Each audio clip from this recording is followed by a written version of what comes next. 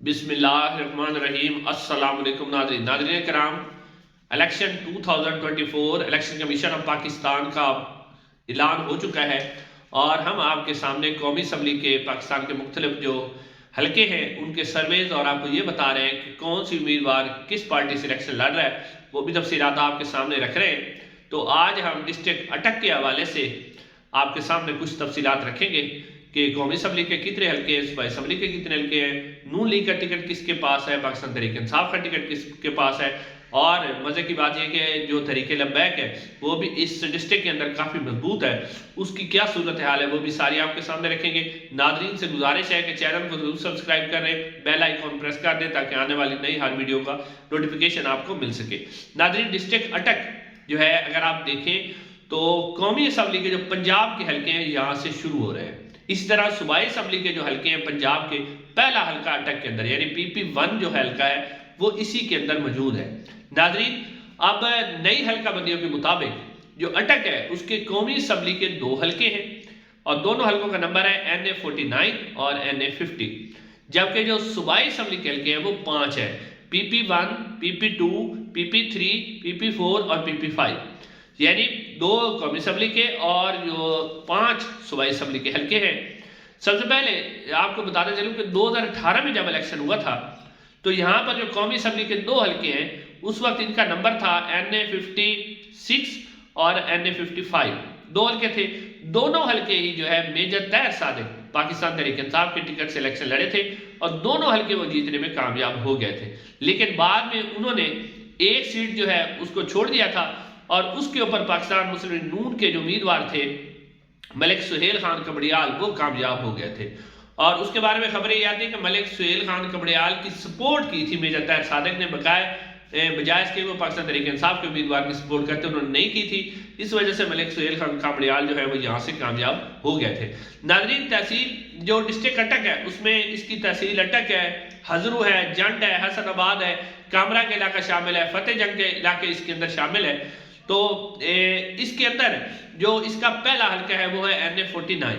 नाज़रीन, सबसे पहले जो NA49 और NA50 यानी पूरे अटक के अंदर आपको बताते चले कि इसमें जो वोट बैंक है, सबसे ज्यादा जो वोट बैंक है बिरादरी का, उसमें से अगर आप देखें तो राजपूत बिरादरी नंबर 1 है, बहुत ज्यादा वोट बैंक है, जिम्मेदार लोग हैं और असर रसूख रखते हैं, यानी खाने पीने वाले लोग हैं, तकड़े लोग हैं, उनका बहुत ज्यादा असर रसूख इस हल्के के अंदर है। उसके अलावा जो है अगर आप देखें तो अवान बिरादरी, मलिक जो होते हैं मलिक अवान बिरादरी, वो भी अटक डिस्ट्रिक्ट के अंदर उनका भी वोट बैंक काफी ज्यादा है, शहरी और देहाती इलाकों में असर रसूख भी उनका मौजूद है।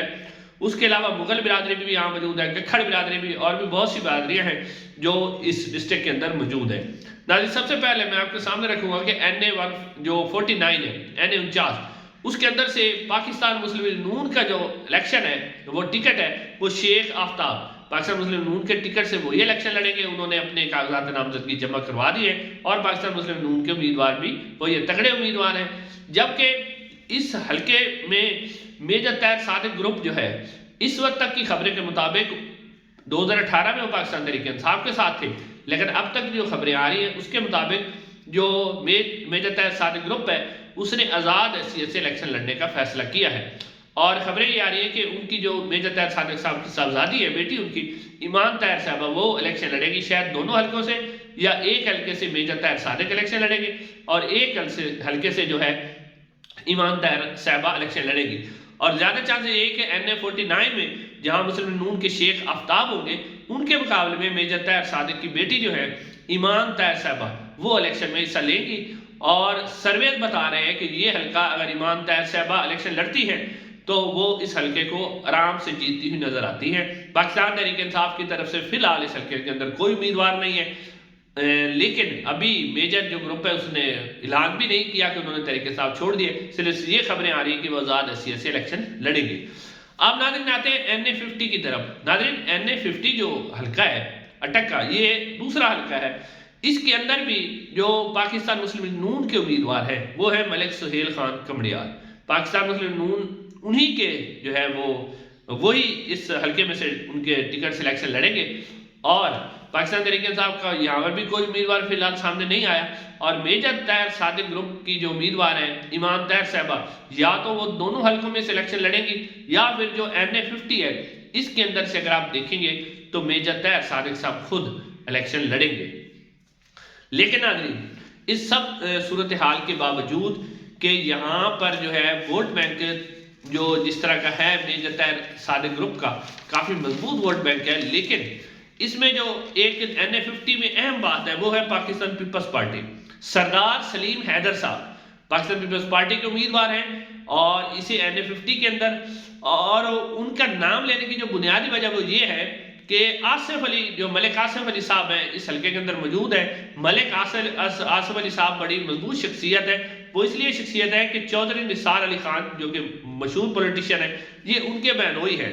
मलिक आसिफ अली ने जो है अपनी सपोर्ट वो उन्होंने दस्तबरदारी और सपोर्ट का ऐलान किया सरदार सलीम हैदर जो कि पाकिस्तान पीपल्स पार्टी के उम्मीदवार है उसके दरमियान, यानी मलिक बिरादरी का वोट भी अब सरदार सलीम हैदर की तरफ जाएगा। लिहाजा इस हल्के के अंदर आप देखें तो पीपल्स पार्टी का वोट बैंक भी काफी ज्यादा हो गया, खास तौर पर NA50 के अंदर, क्योंकि यहाँ पीपल्स पार्टी के उम्मीदवार भी मौजूद है और मेजर तैयर सादिक ग्रुप की ईमान तैयर या मेजर तैयर सब खुद लड़ते हैं। उसके बाद मुस्लिम नून के मलिक सुहेल खान कमड़ियाल भी मौजूद है। तो इस हल्के के अंदर बड़ी दिलचस्प सूरत हाल है। लेकिन इसके अलावा यहाँ पर IPP का एक उम्मीदवार मौजूद है कर्नल रिटायर अनवर साहब, वो भी इस्तेकाम पाकिस्तान पार्टी से यहाँ से इलेक्शन लड़ेंगे, लेकिन उनका इतना ज्यादा वोट बैंक नहीं है कि वो किसी को मुतासर कर सके। वो सिर्फ जाती हैसियत से अपना जो वोट बैंक है उसको हासिल कर सकेंगे। लेकिन एक और जो सबसे अहम है, मतलब फैक्टर कह सकते हैं कि NA50 के अहम है, वो है पिंडी गेप से जो TLP है।